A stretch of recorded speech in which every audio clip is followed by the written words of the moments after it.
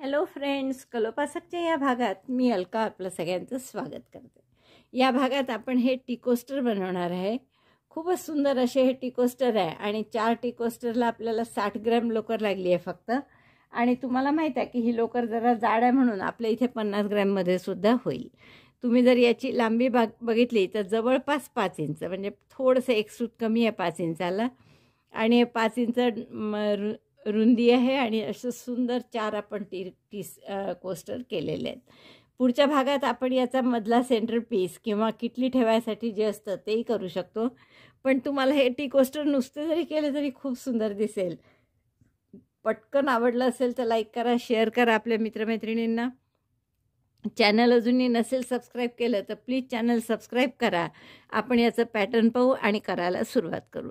त्याआधी तुम्ही जर याचा नुसत्या बटरफ्लायचा किंवा फुलपाखराचा व्हिडिओ आपण टाकलेला आहे तर तो पाहिलाच असेल आणि त्याची 4 फुलपाखरं आधी तयार ठेवा, म्हणजे तुमचं अगदी 1-2 तासात हे टी कोस्टर तयार होतील.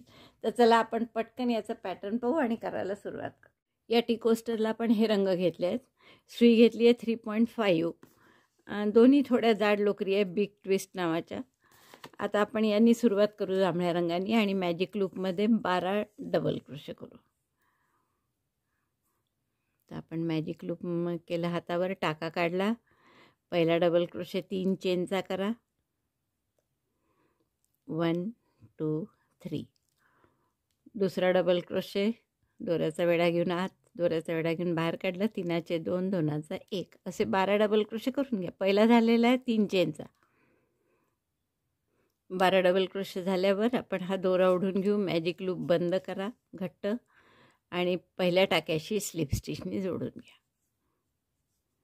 म्हणजे तिसऱ्या चेनशी आपण स्लिप स्टिचनी जोडतो आहे.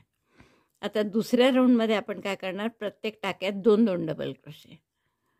पहिला डबल क्रोशे, पुन्हा 3 चेनचा, त्याच टाक्यात आणखीन 1 double crochet,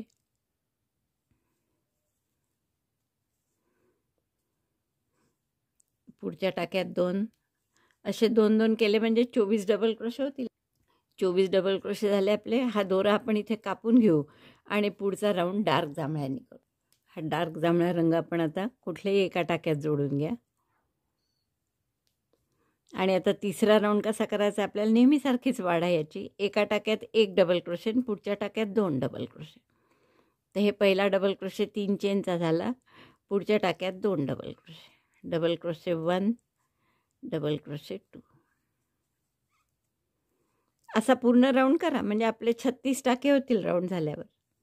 double crochet 1 in 1 stitch, double crochet 2 in next, 1 2 in the same stitch. 36 टाके झाले आहेत आपले. हा राऊंड आपण क्लोज केला आहे. आता पुढचा राऊंड कसा आहे, 2 टाक्यात 1-1 डबल क्रोशे आणि पुढच्या टाक्यात 2, असं 12 वेळा करायचं आहे. पहिल्या टाक्यात 1 झाला, दुसऱ्या टाक्यात 1 डबल क्रोशे आणि पुढच्या टाक्यात 2 double crochet. Double crochet 1 in 2 stitches, double crochet 2 in next,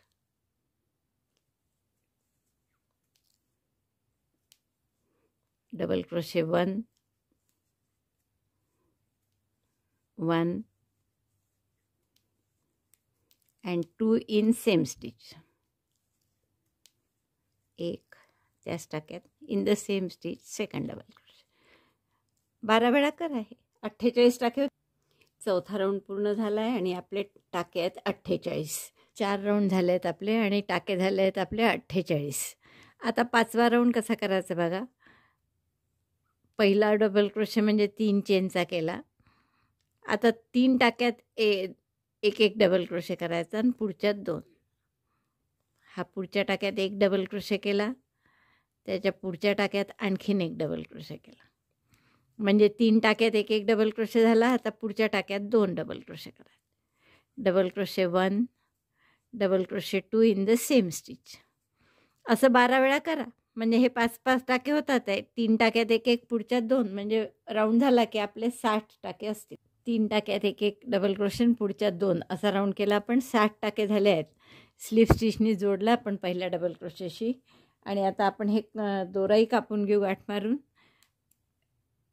आता फक्त आपल्याला काय करायचं आहे, की एक आपण छोटं फुलपाखरू बनवण्याचा व्हिडिओ केलेला आहे पहा. तर तसं एक छोटं फुलपाखरू बनवायचं आहे आपल्याला आणि ते या टी कोस्टरला जोडायचं आहे. तर ते असं बनवलेलंच आहे मी. तर हे फुलपाखरू फक्त आपल्याला असं इथे शिवून घ्यायचं आहे.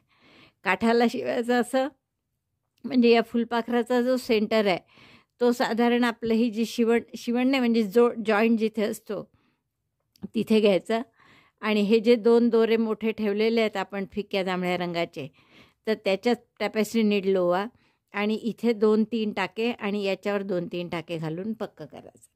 टॅपेस्ट्री नीडल ओवून घेतली अशी आणि हा दोरा असा मध्यभागी आहे, तर तो आपल्या या डार्क जांभळ्याच्या शेवटच्या राऊंडला इथे जोडून घ्या आधी.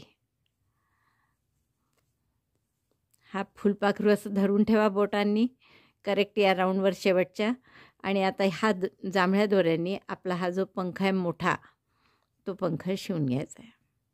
2-3 ठिकाणी फक्त टाचे मारले की झालं.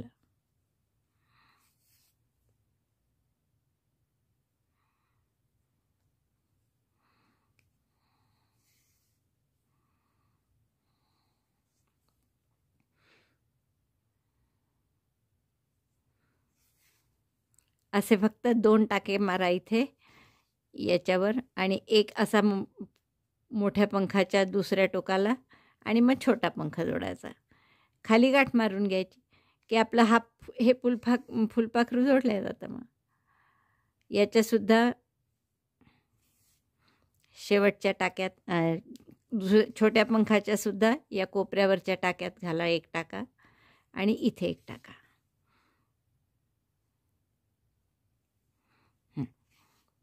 आता आपण हा जो दुसरा दोरा आहे हा सुद्धा इकडे मागे आणू आणि मग दोन्ही दोऱ्याची गाठ मारून दोरे कापून बघा. असे हे सुंदर आपलं टी कोस्टर तयार झालं आहे.